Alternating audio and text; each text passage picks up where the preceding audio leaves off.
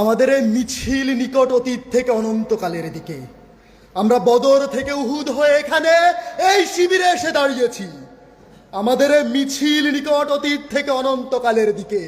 আমরা বদর থেকে উহুদ হয়ে এখানে শত সংঘাতের মধ্যে শিবিরে এসে দাঁড়িয়েছি। কে প্রশ্ন করে আমরা কোথায় যাব? আমরা তো বলেছি আমাদের এই যাত্রা অনন্তকালের। উদয় অস্তের ক্লান্তি আমাদের কোনোদিন বিহব্বল করতে পারেনি। আমাদের দেহ ক্ষত বিক্ষত, আমাদের রক্তে সবুজ হয়ে উঠেছিল মুতার প্রান্তর। এই পৃথিবীতে যত গোলাপ ফুল ফোটে তার লাল বর্ণ আমাদের রক্ত, তার সুগন্ধ আমাদের নিঃশ্বাস বায়ু। আমাদের হাতে একটি মাত্র গ্রন্থ আল কোরআন। এই পবিত্র গ্রন্থ কোনো দিন কোনো অবস্থায় কোনো তাওহীদবাদীকে থামতে দেয়নি। আমরা কি করে থামি? আমাদের গন্তব্য তো এক সোনার তরণের দিকে, যাই ভূপৃষ্ঠে নেই। আমরা আমাদের সঙ্গীদের চেহারার ভিন্নতাকে গ্রাহ্যের মধ্যে আনি না, কারণ আমাদের আত্মার গুঞ্জন হু হু করে বলে ওঠে, আমরা এক আত্মা, এক প্রাণ।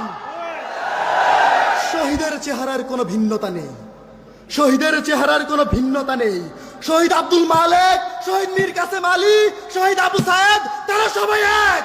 শহীদের চেহারার কোনো ভিন্নতা নেই।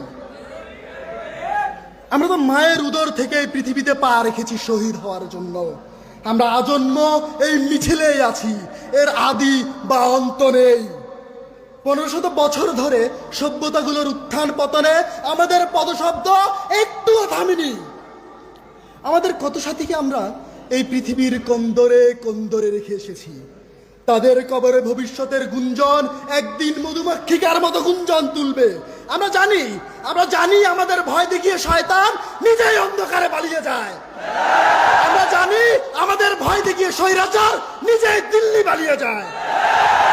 আমাদের মিছিল ভয় ও ধ্বংসের মধ্যে বিশ্রাম নেয়নি, নেবে না। আমাদের পতাকায় কালেমা তাইয়্যেবা, আমাদের পতাকায় কালেমা তাইয়্যেবা। এই বাণী কোনদিন কাউকে থামতে দেয়নি, আমরাও থামবো না।